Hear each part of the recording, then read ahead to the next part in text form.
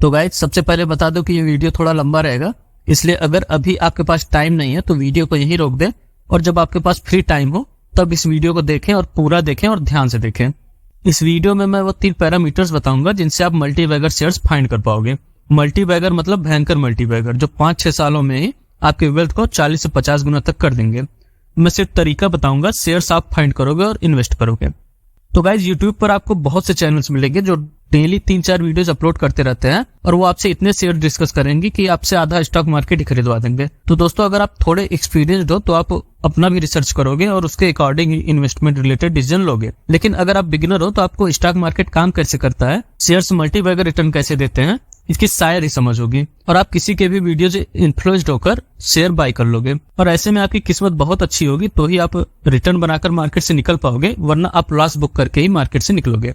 Guys अगर आप एक एक्सपीरियंस इन्वेस्टर हो तो भी आप ये वीडियो जरूर देखिए, क्योंकि आई एम श्योर कि आपको इस वीडियो में जरूर कुछ नया सीखने को मिलेगा। तो दोस्तों चलिए अपने मेन टॉपिक पर आते हैं। गाइज नॉर्मली 20 के पी पर जो शेयर्स हमें मिलते हैं उन शेयर्स को हम फेयरली वैल्यूड बोलते हैं, जबकि इससे नीचे 12 या 15 के पी पर अंडर वैल्यूड बोलते हैं। और एक हाई ग्रोथ शेयर जिसे सब खरीद चुके हो, मतलब प्रमोटर और पब्लिक के बाद इंस्टीट्यूशन भी खरीद चुके हैं, तब वो 80, 90 या इवन 100 के पी पर ट्रेड करता है। तो दोस्तों अगर आप ऐसा शेयर आइडेंटिफाई कर लेते हो जो 15 या 16 के पी पर ट्रेड कर रहा हो, तो उसमें जब इंस्टीट्यूशंस आना शुरू करते हैं तब वो 15 का पी 1-1.5 साल जाते जाते आराम से 70, 80 या 100 के पी पर ट्रेड करने लगता है और शेयर आराम से 6 गुना या 7 गुना हो जाता है। और ऐसा शेयर आपको 500 या 700 करोड़ के मार्केट कैप वाली कैटेगरी में ही मिलेगा।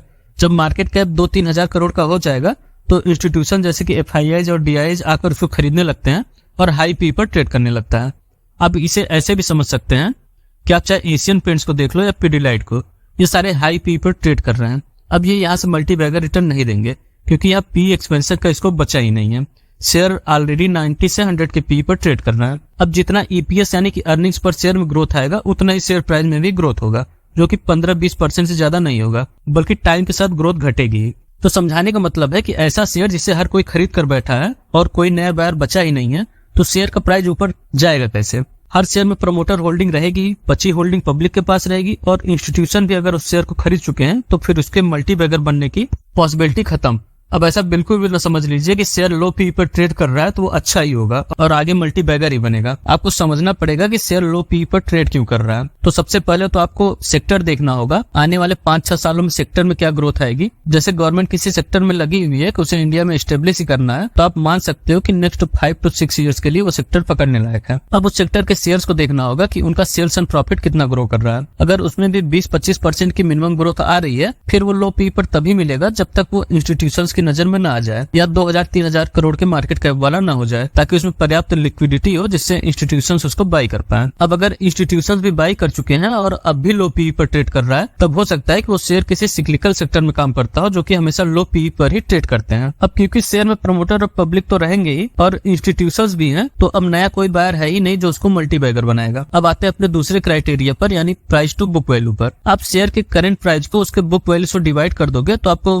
प्राइस टू बुक वैल्यू मिल जाएगा। अब नॉर्मली ये 3 to 4 टाइम्स होता है, 3 के नीचे है तो आप उसे अंडर वैल्यूड मान सकते हैं और शेयर में EPS ग्रोथ अच्छी है तो बुल मार्केट में ये प्राइस टू बुक रेशियो जो है 10 to 12 टाइम्स तक चला जाता है और आपका शेयर मल्टीबैगर बन जाता है। तो दोस्तों इसका भी PE रेशियो की तरह ही सेम हिसाब होता है, मतलब आप अंडर वैल्यूड शेयर्स फाइंड करते हो और जब इंस्टीट्यूशंस उस शेयर को बाई करना शुरू करते हैं तब हम अच्छा रिटर्न एंजॉय करते हैं। दोस्तों एक बात जो मैं बार बार बताना चाहता हूँ कि आपको अंडर वैल्यूड शेयर तभी मिलेगा जब तक वो इंस्टीट्यूशंस की नजर में नहीं है। मतलब मिड कैप और लार्ज कैप में तो आप भूल ही जाओ कि आप अंडर वैल्यूड शेयर्स ढूंढ पाओगे। आपको under valued shares micro cap या स्मॉल कैप कैटेगरी में ही मिल सकते हैं। अब गाइज आते हैं अपने लास्ट पॉइंट यानी कि EPS पर। EPS का मतलब अर्निंग्स पर शेयर। गाइज हम कंपनी की सेल्स एंड प्रॉफिट की ग्रोथ को देखकर अगर शेयर खरीदने जाते हैं तो कई बार गलती होने के चांसेस रहते हैं, क्योंकि शेयर का प्रॉफिट हमेशा हमें सही पिक्चर नहीं दिखाता है। होता क्या है कि कंपनी अपने एक्सपेंडिचर को कम कर दे, यानी कि एम्प्लॉइज कम कर दे या दूसरे कुछ तरीकों से भी अपने खर्चे कम कर देती है, तो भी प्रॉफिट बढ़कर आ जाता है। इसलिए हमें EPS ग्रोथ को ही कंसीडर करना चाहिए। इस पूरे वीडियो में मैं आपको यही समझाना चाहता हूँ कि आप ऐसे शेयर्स ढूंढो जिनकी PE और PB रेशियो तो कम हो ही, साथ में EPS ग्रोथ भी अच्छी आ रही है, तो ये एकदम परफेक्ट कॉम्बिनेशन होगा कि शेयर आपको 5-6 सालों में 40-50 गुना तक रिटर्न बनाकर दे दे। अब सवाल ये है कि ऐसे शेयर्स मिलेंगे कहाँ? तो गाइज ऐसे शेयर्स आपको ग्रोइंग सेक्टर में काम करने वाले माइक्रो कैप और स्मॉल कैप शेयर्स में मिल पाएंगे। यही वो कैटेगरी है जहाँ ईपीएस ग्रोथ की ऑलमोस्ट गारंटी होगी, क्योंकि शेयर ग्रोइंग सेक्टर में काम कर रहा है और क्योंकि लो लिक्विडिटी की वजह से इंस्टीट्यूशन से ये शेयर बचा है, तो आपको लो पी या पीबी रेशियो में मिल सकता है। गाइज और भी कई पॉइंट्स हैं जिन्हें मैं आपसे डिस्कस करना चाहता हूँ, लेकिन क्योंकि वीडियो बहुत लंबा हो रहा है इसलिए उन्हें मैं आगे की वीडियोस में बताऊंगा। तब तक आप चैनल को सब्सक्राइब करके रख लें, जिससे वीडियोस की नोटिफिकेशन आपको मिलती रहे। गाइज इस वीडियो में बताए गए किसी भी पॉइंट्स में आपको डाउट लगे तो कमेंट्स में जरूर बताएं। तो मिलते हैं नेक्स्ट वीडियो में, तब तक के लिए बाय बाय।